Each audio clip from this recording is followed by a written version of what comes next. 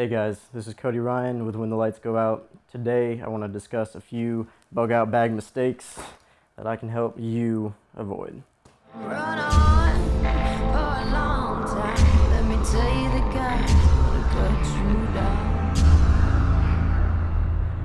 So the first bug out bag mistake that I see a lot of is unnecessary bulk. Going through an urban environment, you're going to be going from room to room, scavenging, that sort of thing, as well as a wooded environment. You're going to have low-lying branches and things of that nature, no pun intended. You're going to want something low profile so that you're not going to get hung up on those low-lying branches or pulling down a lampshade as you go through, making unnecessary noise. Something like this may not be as conducive as opposed, again, to something smaller. Getting hung up and entangled on low-lying branches could not only give away your position, but snag and tear your lifeline gear. Be mindful, a small action down here will have a large reaction up in the canopy.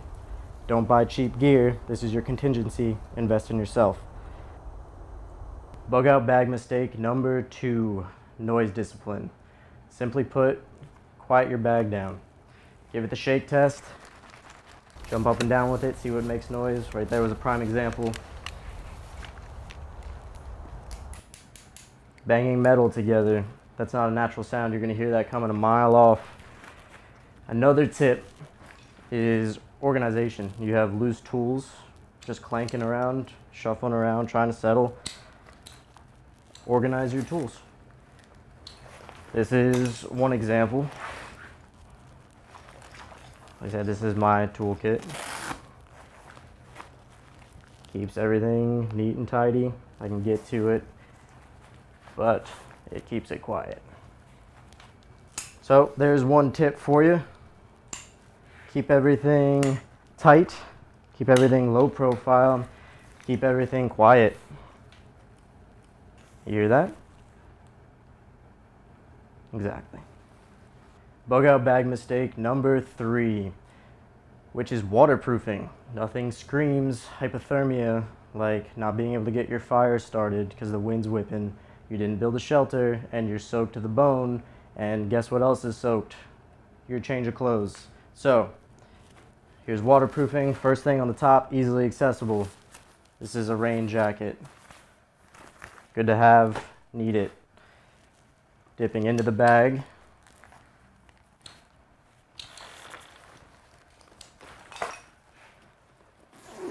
First thing is my electronics. Dry bag. This is an E-vent from Sea to Summit. Air purge.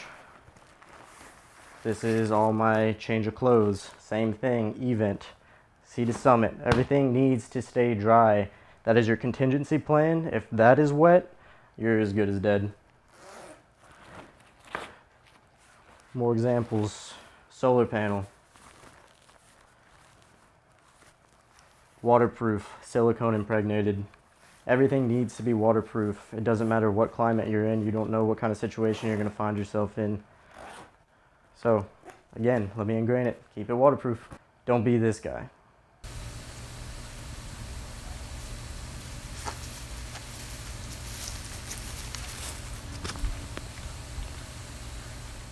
Fourth bug out mistake is weight. They say that a person's body weight, a pack shouldn't be more than 1/4 of that. Unfortunately, due to most people's fitness levels, I don't feel like that should be a target number to try and hit.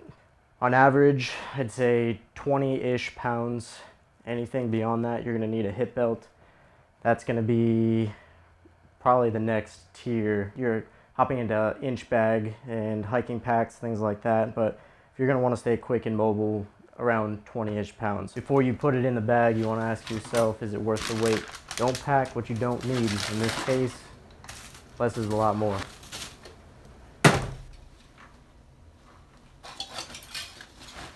So let's jump into the basics. You have fire, you have food, you have shelter, you have water. If you're a self-respecting survivalist, you're probably going to have a knife.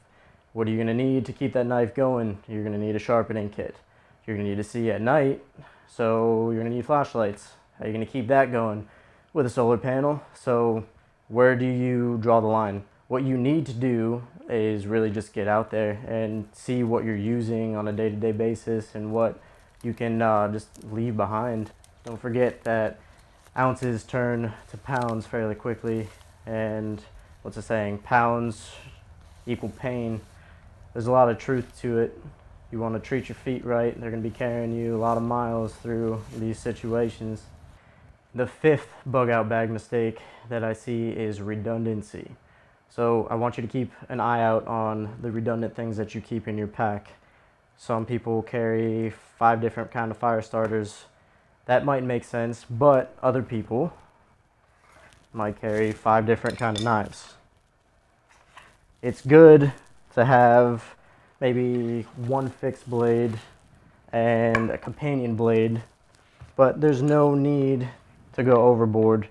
You need to keep yourself in check, and all of these can be done with a simple chopper. You can get rid of that, carry an axe. It's worth its weight, and maybe a little companion blade. And there you go. Another redundancy would be water bottles. You don't need 15 water bottles. I think it's 8 pounds per gallon. So why would you carry all that extra weight when you can carry a Sawyer Mini water filtration, which is ounces. I don't know the exact specs on it, but it just makes more sense to utilize the items more effectively and space. You're not going to be able to fit 15 different water bottles on here, nonetheless carry the amount of weight. So I feel like all of that's worth a quick bag check. It's little things like that that can turn tides, and simple mistakes you thought to be irrelevant in bug out fantasy dream world could mean a difference between life or death and the real one. So guys, please like, subscribe, do all the good stuff, comment down there. If you have any more questions about any of the gear that you saw, I'll probably end up doing detailed reviews on everything in here. I'll go through a bug out bag, get home bag, inch bag, but those are future videos. But we'll catch you next time. Please stay tuned.